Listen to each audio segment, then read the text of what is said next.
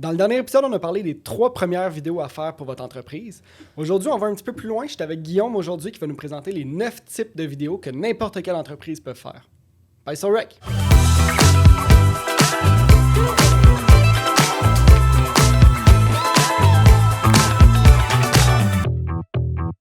Salut Guillaume, ça va bien? Yes, ça va bien toi? Oh, très bien. Hey, je suis super content pour de vrai d'être ici. Écoute, moi, dans le fond, là, j'ai décidé de te parler de 9 types de vidéos que je trouve qui sont vraiment primordiales en entreprise. Puis la raison pourquoi j'ai décidé de te parler de ça aujourd'hui, c'est que à force de travailler en agence puis de travailler en vidéo, j'ai travaillé avec tout plein d'entreprises. Des petites entreprises, des grandes entreprises. On a parti du resto du coin, comme des entreprises plus complexes comme Danone Canada ou Desjardins. Puis le vrai défi, c'est que peu importe avec qui tu travaillais, les gens avaient rarement des idées sur quel genre de vidéo est-ce qu'on devait faire dans le parcours d'une année complète. Fait que souvent, ils viennent nous voir avec une idée, une vidéo, un truc qu'ils ont envie de faire. Mais ensuite de là, ils voient les résultats, ils sont super contents. Puis là, ils sont comme, OK, mais qu'est-ce qu'on fait? Les gens ne réalisent pas que la vidéo, c'est vraiment un outil qu'ils peuvent utiliser à plusieurs sauces. Autant tu peux l'utiliser pour faire des ventes, mais tu peux aussi l'utiliser pour améliorer ton image de marque, pour recruter des gens, ou juste pour répondre à des questions qui sont fréquemment posées par tes clients. Puis c'est vraiment ça que j'avais envie de couvrir aujourd'hui. J'avais envie de couvrir, dans le fond, 3 catégories de types de vidéos que n'importe quelle entreprise peut faire dans le but d'augmenter ses ventes, mais aussi dans le but de juste avoir une meilleure image de marque puis une meilleure image de marque en ligne.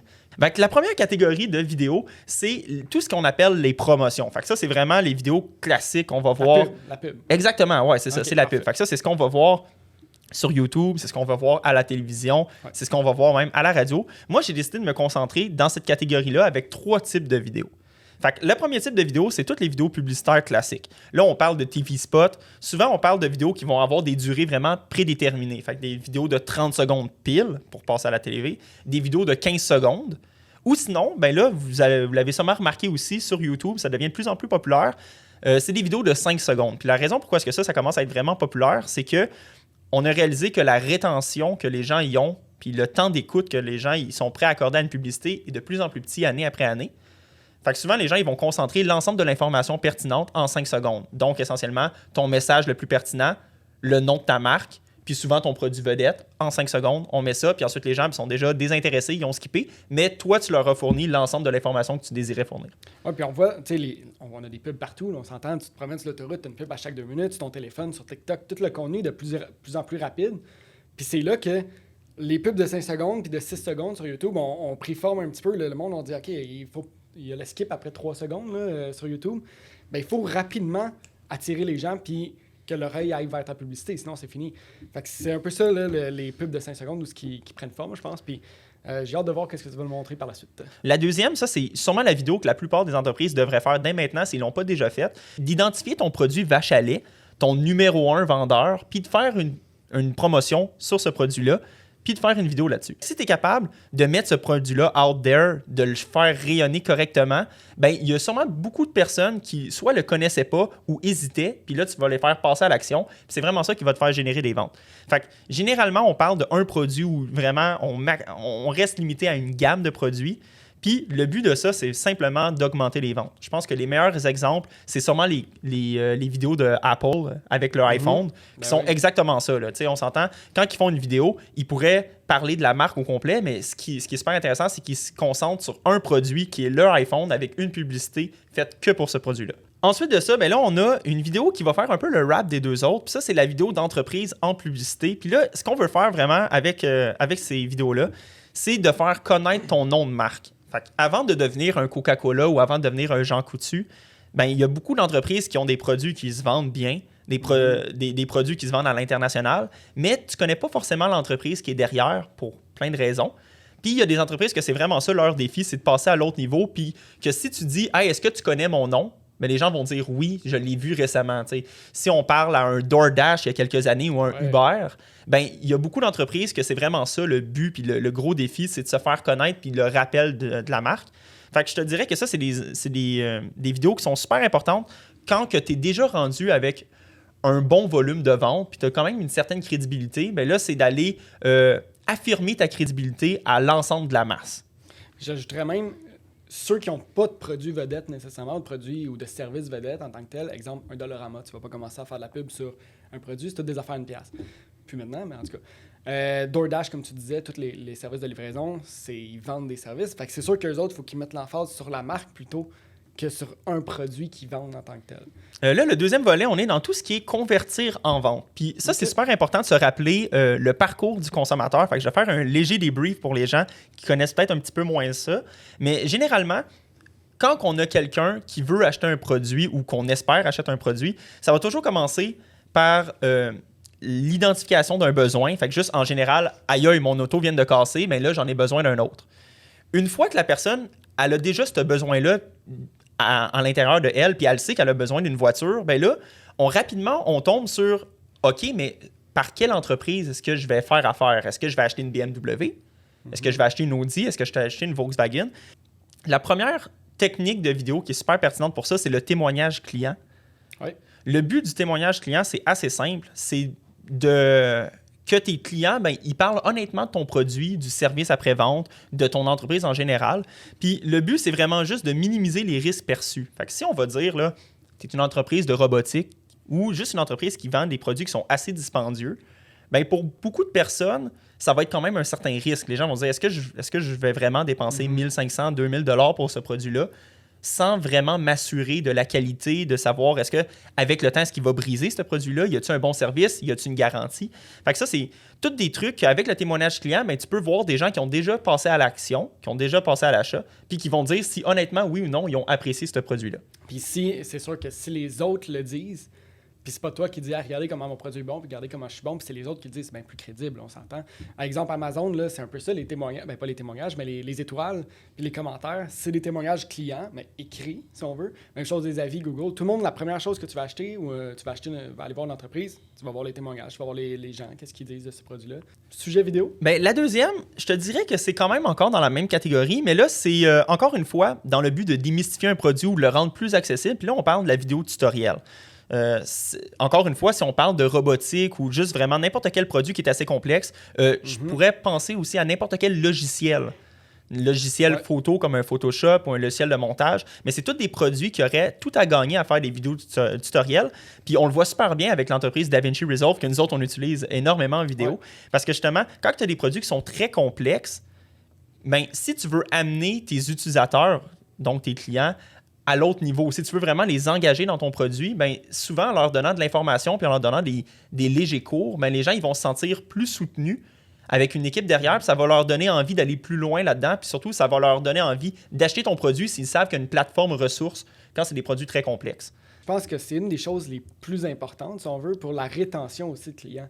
Tu sais, on a un client qui nous a approché justement en robinetterie, qui est de quoi de très simple. Installer un robinet, relativement simple, pas pour tout le monde, mais installer un robinet, techniquement, si ton trou est déjà fait, c'est une vis que tu vas visser en dessous d'attitude, mais qui voulait faire des vidéos pour chaque robinet, chaque modèle de robinet qu'elle allait vendre, des vidéos que quand tu ouvres la boîte, tu as un code QR à scanner, tu arrives, puis c'est vraiment ton robinet, comment l'installer. C'est quand même impressionnant, c'est quand même le fun à savoir, là, puis c'est quand même le fun à voir quand tu achètes la boîte. C'est pas nécessaire parce que tu as déjà acheté le produit, mais c'est une fidélisation. Puis quand tu vas penser à un autre robinet à changer, quelque chose d'autre, peut-être tu vas penser à eux autres. Puis pour de vrai, moi, je me mets dans la peau de n'importe quel client. Je suis zéro manuel là, dans la vie. Là. Fait que c'est pas que je pense pas que c'est compliqué monter un robinet, mais si j'avais la possibilité d'avoir un step-by-step avec moi, ça serait vraiment quelque chose que j'apprécierais simplement parce que je me dis, aïe, ici, je commence à me tromper ou à faire une étape en avance ou pas correctement, tout le temps que je vais perdre après, je me dis que ce serait beaucoup plus intéressant de simplement tout le sauver. Alors, la prochaine et dernière vidéo de cette catégorie-là, c'est le FAQ.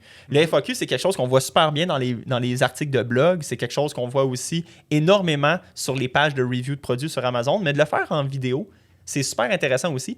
Puis ça permet de créer aussi, autant qu'on va démystifier des questions puis on va répondre à ces questions-là, ça va créer aussi un lien de relation entre l'entreprise puis les clients potentiels. Puis ça, c'est quand même quelque chose qui est super intéressant de savoir que les gens, oui, ils vont avoir leurs questions qui vont être répondues, mais en plus, ils peuvent tout de suite avoir une image de la personne qui est derrière cette entreprise-là. Ça peut créer un beau lien de rapport.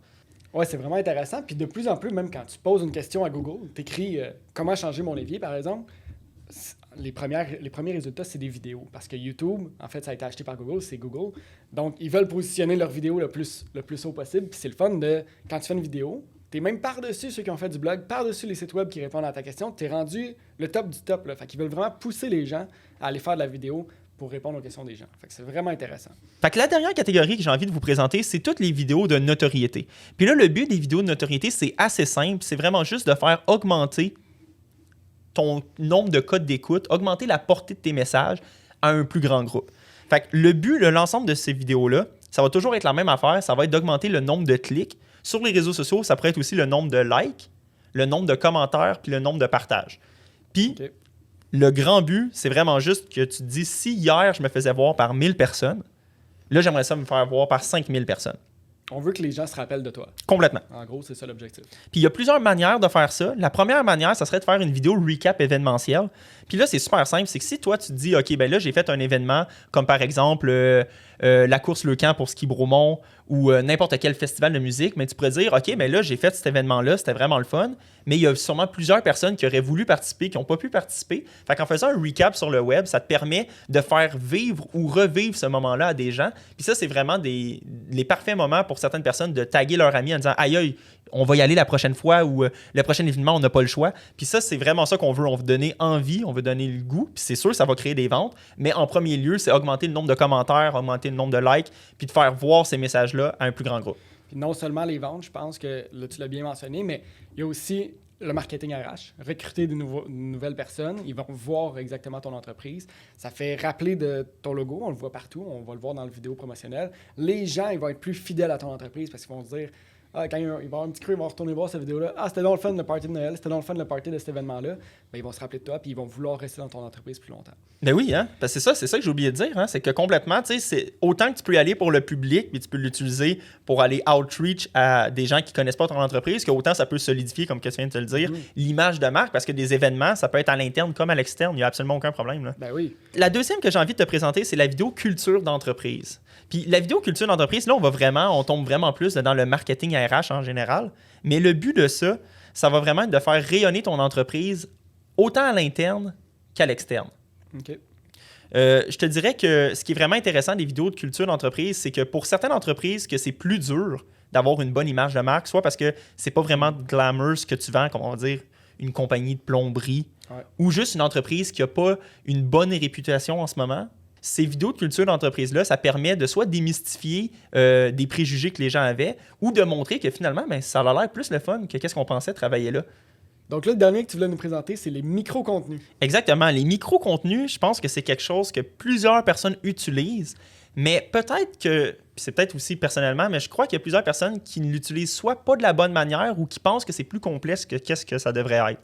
Quand que je parle de micro-contenus, là, je parle de toutes les vidéos qui devraient être sur Facebook, sur Instagram, sur TikTok. Là, on parle vraiment des vidéos assez courtes, généralement moins de 30 secondes. OK. Puis c'est des vidéos où est-ce que le but, c'est assez simple, c'est de créer du rappel puis d'engager ta clientèle. Qu'on parle d'augmenter le nombre de likes, le nombre de commentaires, ce qu'on veut, c'est que jour après jour, on voit ce nombre-là augmenter.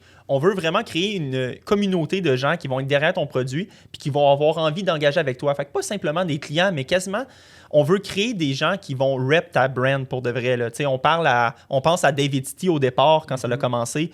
On veut vraiment des gens qui vont être engagés par les visuels sur Facebook, qui vont les commenter avec leurs amis, qui vont vraiment être des porte-étendards de ton entreprise. Puis la meilleure manière de faire ça, c'est de créer des vidéos qui sont super simples puis des vidéos qui vont être honnêtes. Fait que là, on parle d'utiliser ton téléphone cellulaire, on parle de vidéos où est-ce que c'est pas vraiment un problème, c'est un peu bruit ambiant. On veut vraiment faire une quantité de vidéos puis diminuer un peu la qualité. Fait que ça, c'est souvent les parfaites vidéos que les gens peuvent faire eux-mêmes. C'est de commencer avec son téléphone cellulaire, puis y aller avec la première. C'est sûr que ça va pas être la parfaite, puis c'est à force d'en faire que les gens vont vraiment devenir des pros là-dedans. Puis quand on parle maintenant d'outils comme TikTok, qui est rendu super populaire, ben je pense qu'il y a beaucoup de personnes qui peuvent se trouver une passion dans la vidéo grâce à des outils comme ça, puis ils peuvent faire des vidéos qui sont parfaites pour les réseaux sociaux, avec un beau style puis un beau paste, tout en étant vraiment réalisable dans le confort de ton salon. Puis ça rejoint un peu tous les types de vidéos qu'on a faites parce que tu peux créer du micro-contenu de témoignage client, tu peux créer du micro-contenu qui présente un produit, un service. Donc on peut prendre quasiment n'importe quel type de vidéo puis le faire en style micro-contenu puis le publier partout. On se rappelle, les gens, il faut qu'ils voient ta publicité, ton nom en fait 5, 6, 7 fois avant de passer à l'action des fois. Fait que c'est important de revenir à charge puis d'être tout le temps là sur les médias sociaux, avoir une présence. Regarde tes produits vedettes, regarde qu'est-ce qui te distingue. Est-ce que c'est parce que tu n'as vraiment pas des prix chers? Est-ce que c'est juste parce que tu es un pignon sur rue, un endroit populaire? Mais peu importe qu'est-ce que tu trouves qui est intéressant de ton entreprise, de ton produit, de ton service, puis tes facteurs distinctifs, puis fais juste choisir un facteur ou une idée, puis mets-le de l'avant dans une vidéo de 30 secondes, puis rinse and repeat, je t'attends que tu as couvert presque toute ton entreprise comme ça. Parce que c'est niaiseux, mais les gens, ils veulent vraiment en apprendre sur des affaires comme, je sais pas, tu peux simplement dire, voici une entreprise de ramen où est-ce que tous les ramen sont à moins de 5 $. C'est un facteur différenciateur qui est assez simple, mais en même temps, c'est assez intéressant pour être une petite vidéo de 30 secondes sur les réseaux sociaux. Puis tant que tu mets une petite musique derrière, ça peut être agréable à écouter. Ouais, c'était vraiment intéressant tout ça. Donc, merci d'avoir pris 9 types de vidéos, de les avoir mis en 3 catégories selon le parcours du client. Puis, il reste juste vous à peser sur Rec, en fait, puis faire vos propres vidéos.